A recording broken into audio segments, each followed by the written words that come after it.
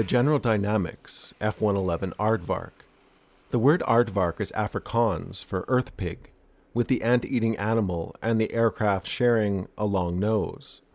What the earth pig and the 111 don't have in common is blistering fast speed. The F-111 has an excellent top speed of Mach 2.5, with some reports indicating the aircraft can go much faster. The Aardvark moniker was unofficially given to the aircraft in 1969, with the aircraft only officially receiving the name nearing retirement by the United States Air Force in 1996, with the last EF-111, that's the electronic warfare variant, retiring in 1998. The first prototype F-111 flew in 1964. The last in-service F-111s flew with the Australian Air Force, which retired the aircraft in 2010, giving it a long and distinguished service, with 563 produced in total. Developing the F-111 was a challenging and expensive undertaking. It was developed as a do-everything aircraft, meant to serve as a fighter-bomber for the Air Force and operate as an air superiority fighter in defensive fleets with the Navy. The Air Force was ultimately given more say in the aircraft's development, and the Navy would scrap the idea of using F-111s. The aircraft, for one, was heavy for carrier operations. When equipped for combat, it easily exceeded 80,000 pounds, or around 36,000 kilograms. The collapse of the F-111 program for the Navy would lead to the adoption of the F-14 Tomcat, another fast, well-equipped fighter with variable geometry wings, and one that was two-thirds the weight of the 111. The Air Force would go on to have great success with the Aardvark, using the aircraft in roles of interdiction, strategic bombing, reconnaissance, electronic warfare, and as a nuclear-capable aircraft. Starting in 1968, 111s began flying in the Vietnam War. During the second half of the war, the aircraft became famous for effective, low-level ground attack missions. Overall, 4,000 missions were flown during the Vietnam War, with only 6 losses attributed to combat. During the Vietnam War, the 111 used the most advanced terrain-following radar and flew as low as 500 feet at 550 miles per hour. The 111's twin-engine design made a distinct sound as it flew over enemy positions, dropping accurate and heavy payloads. The North Vietnamese didn't view the aircraft as an anteater, but rather called them whispering death. 111 crews relied on speed during these low-level operations and described their tactics as "speed is life, one pass, haul ass," and "you do more than one pass in a target area, you die." F-111s were further effective during Operation Desert Storm in 1990 and 1991. F-111s flew more than 2,400 sorties against Iraqi targets, destroying more than 1,500 enemy tanks and armored vehicles. Their use of precision-guided munitions against tanks was so prolific and effective, they dubbed these actions tank plinking. The F-111 accomplished many interesting feats in its lifetime.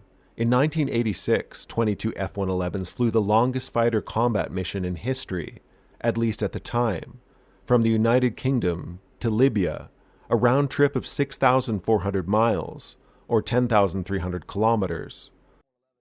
A lesser-known long-distance accomplishment is the F-111's roar, which has been flown to the furthest reach of man. A recorded flyby of an F-111 is on the golden discs aboard Voyager 1 and Voyager 2. Voyager 1 is about 25 billion kilometers from Earth. Not bad for an aviation distance record. The 111 is further immortalized in the art world by American artist James Rosenquist, who portrayed the aircraft in his acclaimed 1965 room-sized pop art painting entitled F-111. It features an early natural finish example of the aircraft in United States Air Force markings. The painting hangs in the Museum of Modern Art in New York City. The F-111 was the first production aircraft with variable geometry wings.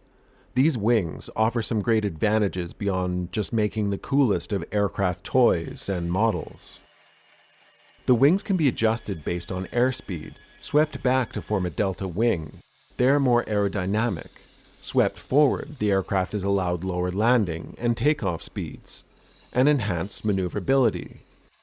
The F-111's wings can vary between 16 degrees and 72.5 degrees. Max wingspan is 63 feet when extended, with the aircraft 73 feet and 6 inches long. There are of course significant disadvantages as well. The wings are complex to manufacture and prone to deadly mechanical failures, of which some took place. The mechanics of the moving wings not only adds weight, but takes up room that could be used for fuel.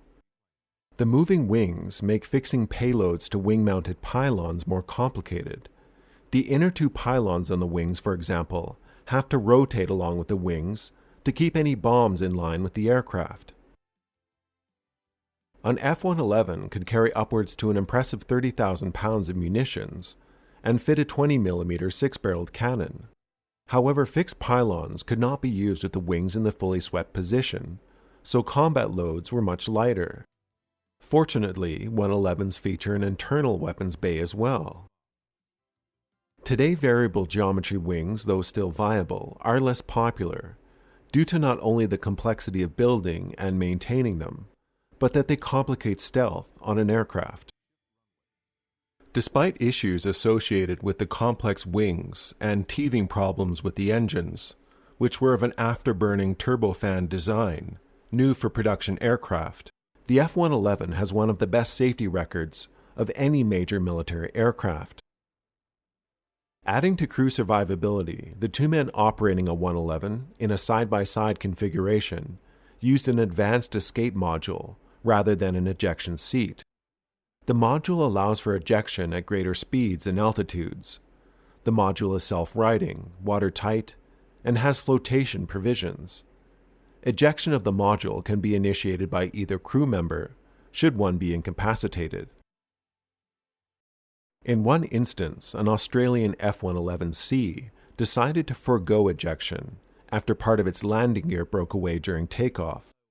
In a testament to the durability of the aircraft, and certainly pilot skill, the pilot safely belly landed the 111, hooking a cable at 250 kilometers an hour.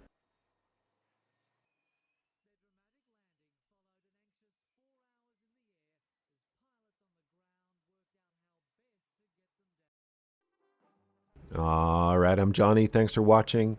I hope you enjoyed the video and it hasn't left you with a long face. Do take care and have a nice rest of your day.